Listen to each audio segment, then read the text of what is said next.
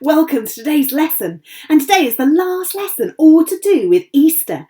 I'm Jude, and this here is Scruffy, who is super excited. Shall we see why he's excited? Oh, because you love Easter, do you? Oh, do you love Easter? Well, I know I certainly do. In fact, that reminds me, Scruffy, I have got a present for you. Oh, I wonder if you can work out what it is. Here we go. What do you think is inside my parcel? Oh, have a little think. Scruffy, you think you know, do you? It's an Easter egg. Is that what you think it is? Is that what you think indoors as well? Well, in actual fact, it's not an Easter egg at all. It's a sock. You don't think it is a sock? Don't you think it's a sock? Well, it definitely is, because I definitely wrapped it up. And I know that I definitely wrapped up a sock. But you think it's an Easter egg, do you? Are you sure, Scruffy? Oh, let's have a little look and see what's inside. Now, Scruffy, you're going to need to really help me to try and see what's inside. Oh, look! It is a sock. I did tell you it was a sock, but you just didn't believe me.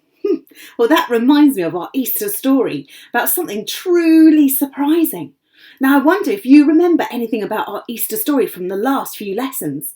Maybe about Jesus entering into the city of Jerusalem and what all the friends of Jesus did with the leaves from the trees. Maybe you remember what happened at the Last Supper and what two special things Jesus used to ask his friends to remember him. Or maybe you remember about last week and Good Friday and about the cross. Well done, Scruffy. Maybe you know why Christians call it good. We'll have a little think and chat to the people around you. There are so many parts to our Easter story, and it was really sad, wasn't it, last week, because we heard how Jesus was put on a cross, and when he was on that cross, he cried out, "Father, forgive them, for they don't know what they're doing." And then he died. Well, the sky went dark, and the friends of Jesus saw Jesus' body being taken down from the cross and placed in a tomb. Now we're going to start our story today from that tomb that had a giant rock in front of it. Now it was early on the third day, that is Sunday, and the friends of Jesus, the women, got up extra early just as the light began to pierce the sky. They collected oils and spices and carried them along the road. You see, they wanted to anoint Jesus' body, to put special, beautiful smelling oils all over it as a special way of saying goodbye. And as they were travelling along the road, suddenly they remembered. Oh no, the giant rock in front of the tomb. How are we ever going to get it open? And how are we ever going to get in to see Jesus' body? But as they got closer, they noticed something. The enormous stone was rolled away, and the entrance was open. The women ran up and looked in and saw no body lying there. They ran all the way back to the rest of the disciples, to Peter and to John and to all of them, and told them that the body had been moved. Well, Peter and John leapt up and ran all the way towards the garden where the tomb was. And sure enough, as they got there, they saw that the stone had been moved. John stood at the entrance and looked. And as he looked in, he saw the linen, the clothes that had been wrapped around Jesus' body, were lying there. Now Peter ran and went straight inside the tomb and saw the headscarf of Jesus folded. Then they left and went back to the rest of the disciples to tell them that Jesus' body has gone. But Mary was so upset. She stood in the garden weeping. She peered inside the tomb, and to her astonishment, two angels were sitting there, one at where Jesus' head would have been, the other at the foot. "Woman," they said, "why is it that you are crying?" "Oh, they've taken my Lord away, and I don't know where they've placed him," she said. And with that, Jesus stood behind her. But she didn't realise it was Jesus at all. She thought it was a gardener. "Woman, why are you crying?" said Jesus. "Please, if you've moved the body, tell me where you've placed him, and I can go and anoint his body." And then Jesus spoke. "Mary," he said. And with that, Mary recognised the voice of Jesus and saw that Jesus was standing right there in front of her. She couldn't imagine that Jesus would be alive. She called out, "Teacher, you don't need to hold on to me," said Jesus. "I have not yet gone back to my Father. But go, tell my friends that I have risen again, and that I will return back to my God and your God, my Father and your Father." And with that, Mary ran all the way back to the rest of the disciples and said, "I have seen the Lord." And then she told them all of what had happened. So did you hear in there how Mary had a very surprising time? She thought that she was going to go to the tomb and find a body to anoint it. But it wasn't there. Jesus had risen to life again, and she didn't recognise him.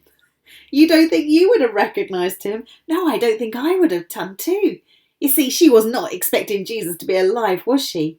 But what's amazing is that Jesus had told her.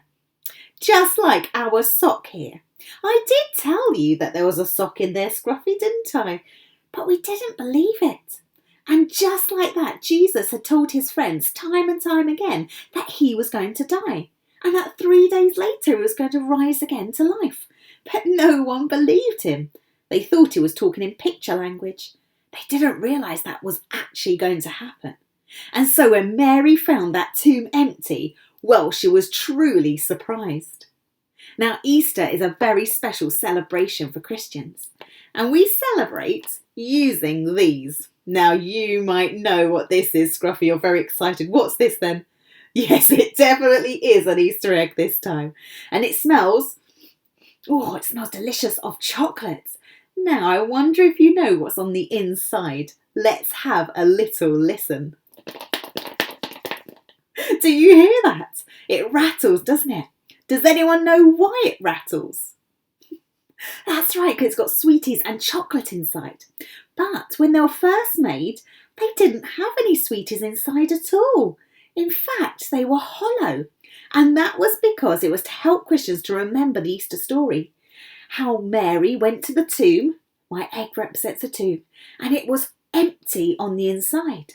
So that when these were first made, they didn't have sweeties or chocolate inside, so that when you broke into it, there was nothing inside of it, but you could eat all the yummy chocolate on the outside. And that would remind Christians of that tomb being empty. But today we add little extra treats inside, don't we? But there's something else you might notice about my egg. I wonder if you know, Scruffy. It's shaped like an enormous egg. It is, you're right. And I wonder if you know anything about that. Maybe you know that eggs bring life. In fact, baby birds and chicks, they hatch from eggs, don't they? They become little creatures coming from our egg. So this egg represents, it's a symbol of a new life. And for Christians, when Jesus died on a cross, Christians believe, don't they, that he took away all the bad things we've ever done wrong. And that when he died, he destroyed all those bad things too. So that when he came to life again, it meant that everyone could be close to Jesus, be friends with him, and be friends with God.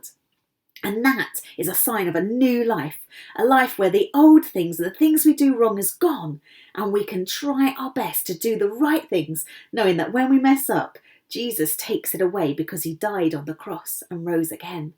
And so this is a really important story for Christians. In fact, it's the most important story for Christians because they believe that Jesus came to earth in order to die and rise again so that everyone could be friends with him. And they also believe that when believers in Jesus die, they get to be with him in heaven forever with all the other people who believe in Jesus too.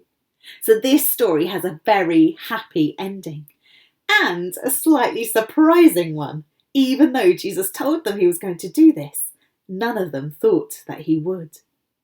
So for Christians, the Easter festival is a time of celebrating new life, celebrating Jesus dying and rising again, and celebrating that means that everyone can have a new life being friends with Jesus.